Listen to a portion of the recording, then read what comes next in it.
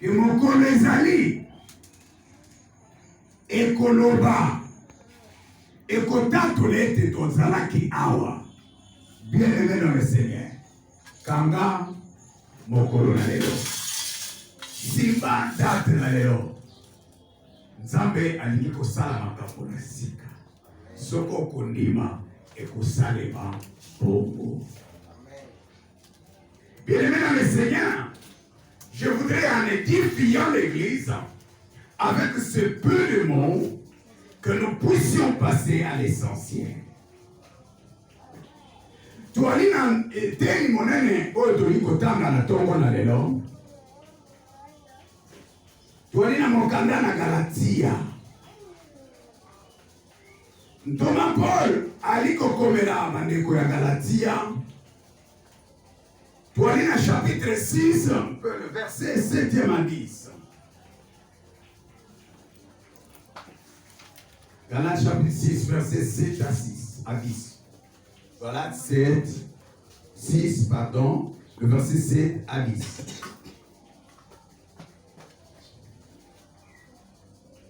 Tokote les mains. Toyoka oyo nzamba komeli biso.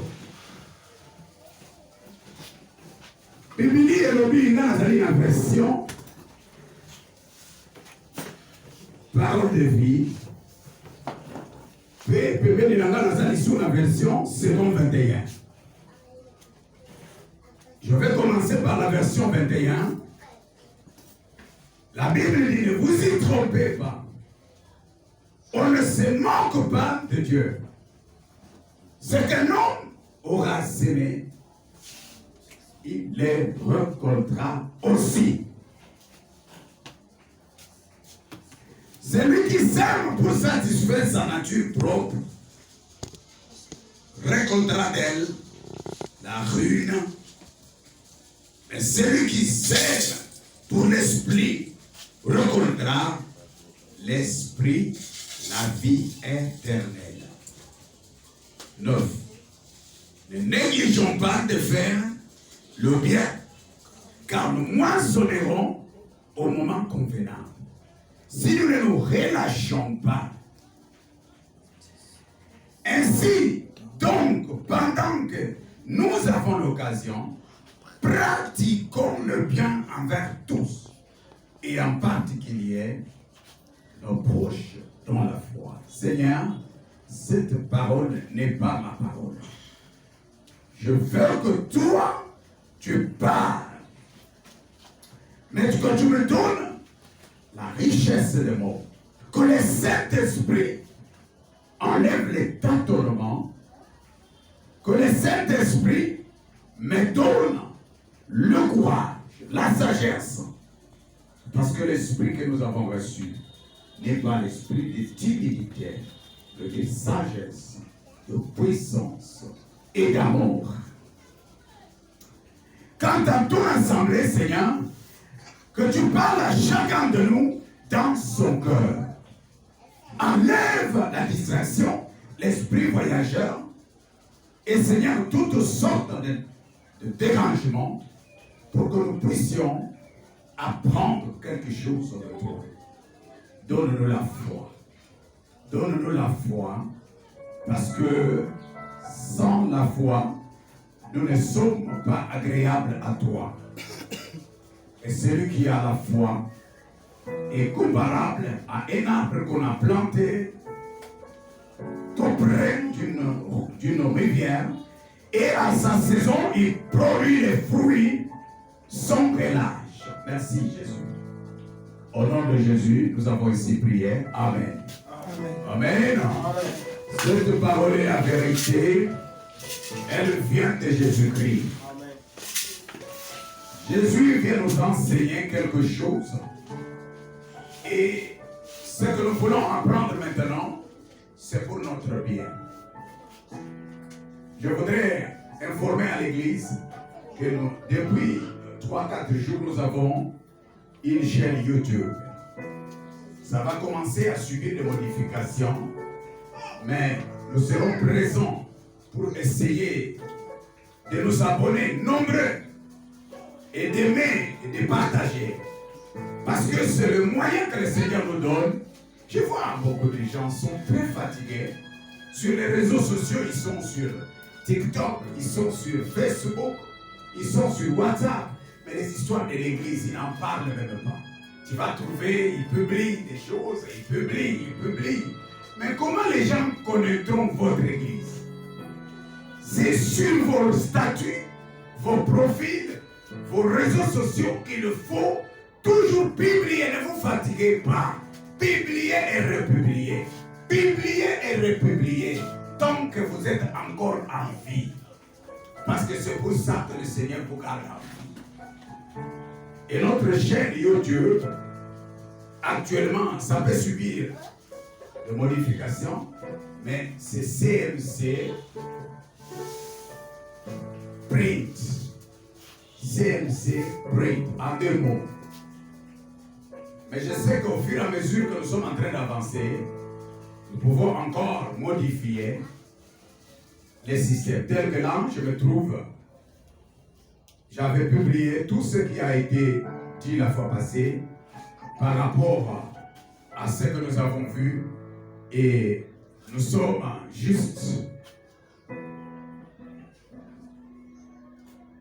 Voilà, donc là, je suis sur les sermons de la fois passée et lorsque vous suivez,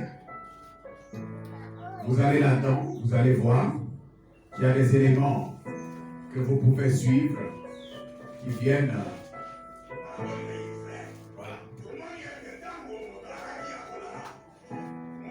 Si vous entrez sur votre YouTube, sur votre portable, vous avez les messages et vous pouvez partager parce que c'est à base de ça que beaucoup de gens vont connaître notre église et c'est comme ça que beaucoup de gens vont écouter les messages parce qu'il y en a qui pensent que nous sommes des occultistes parce que nous nous réunissons au salon.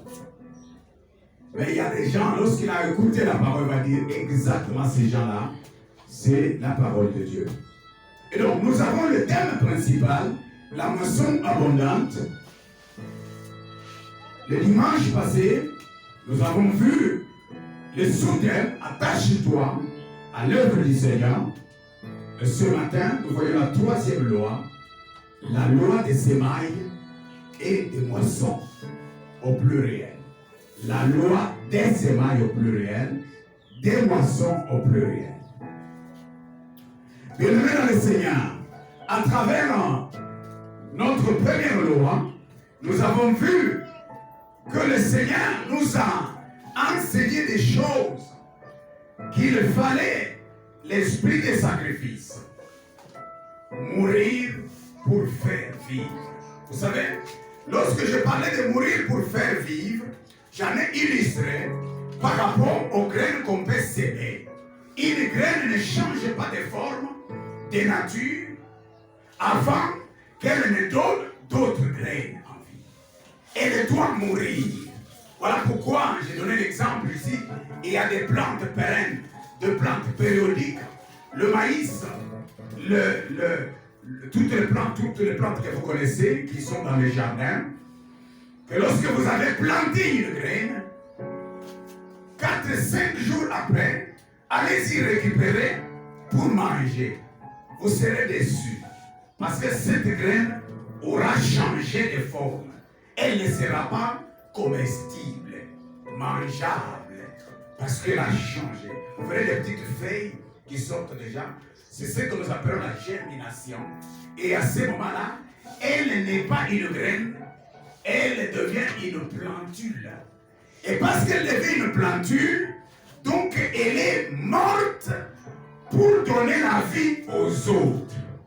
Voilà pourquoi nous avons dit la loi, la première, nous avons dit il faut mourir pour donner la vie aux autres.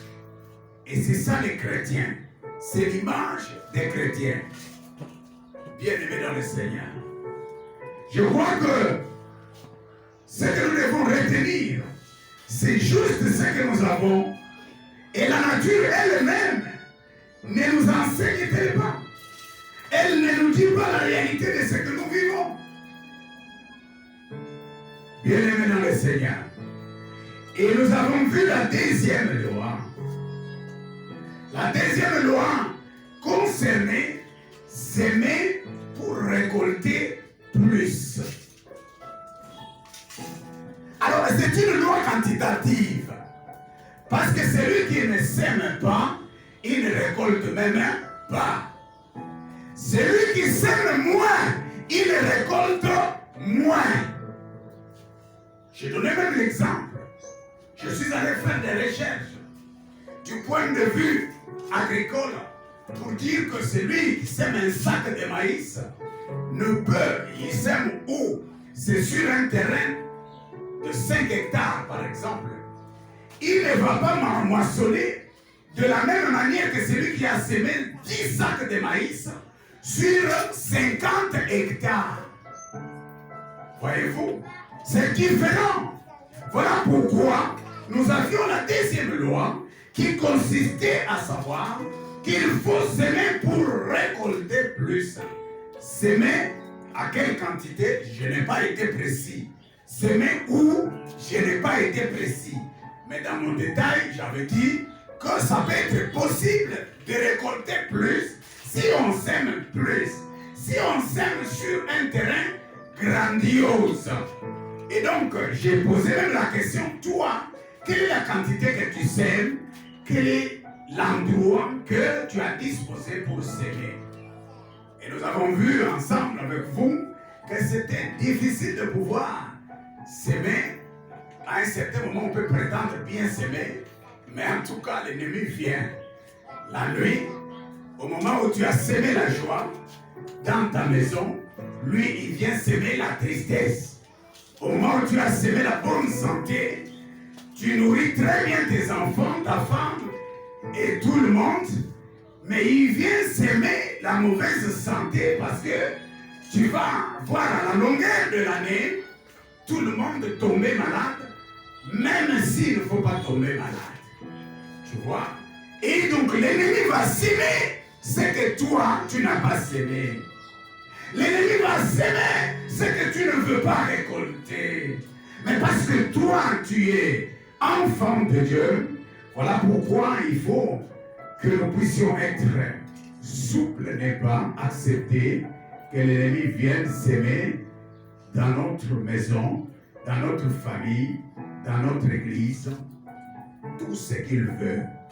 Donc la loi, troisième loi, la loi des semailles et des moissons, tout agriculteur sait qu'il récolte ce qu'il sait. Et l'apôtre Paul rappelle aux chrétiens que cette loi est aussi valable dans la vie pratique. Donc, cette loi des semailles et des moissons est regardée comme la loi naturelle. Et donc la création est une. Le même loi régisse le monde spirituel et le monde matériel.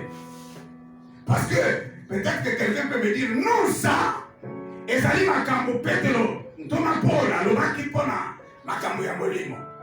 Mais je dirais à quelqu'un, attention, ça peut être spirituel, mais ne spiritualisons pas tout, s'il vous plaît. Il y a des choses qu'on peut spiritualiser, mais il y a des choses qu'on peut vivre naturellement. Nous sommes dans Galates, chapitre 7, chapitre 6, le verset 7e. Écoutez ce que Paul dit. Ne vous y trompez pas. C'est vrai que l'homme peut se tromper. Amen. Vous savez que l'homme est facile à être trompé. Ça a commencé avec notre ancêtre, Adam et Ève. Et la tromperie, la ruse du diable a amené ce monde à une chute catastrophique et qui dure des siècles. Parce que l'homme peut être trompé. Il peut lui-même aussi se tromper avec des illusions. Quelqu'un qui dit, bon, mais je pense que ça va être ça. Alors qu'en réalité, ce passant, ce qui est la réalité est caché. Mais il faut un discernement pour comprendre. Ne vous y trompez pas. On ne se moque pas de Dieu. Dans les autres versions, on dit, on ne méprise pas Dieu. Ce qu'un homme aura semé, il les moissonnera aussi. On peut se tromper, on peut se faire des illusions au sujet des principes des semailles et des moissons et croire qu'on peut récolter ce qu'on n'a pas semé. On ne récolte que ce qu'on a semé. Bien aimé, je voudrais dire à quelqu'un que c'est possible. Vous savez, l'enrichissement sans cause.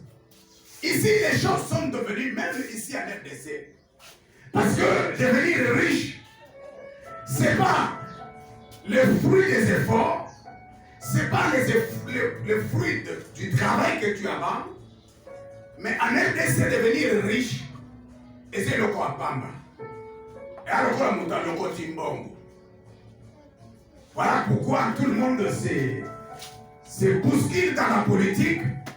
Parce que obtenir 21 000 $ au Parlement, c'est comme si vous avez le côté Mbongo, sans effort. Et vous avez vu sur les réseaux sociaux que les amis dorment en pleine séance. La Katia hémicycle, mais député national ont ronflé, à la chambre. Et à la fin du mois, il a 21 000 $. Alors là, je pose la question à l'Assemblée. Est-ce qu'un homme pareil, il récolte ce qu'il a semé? Non.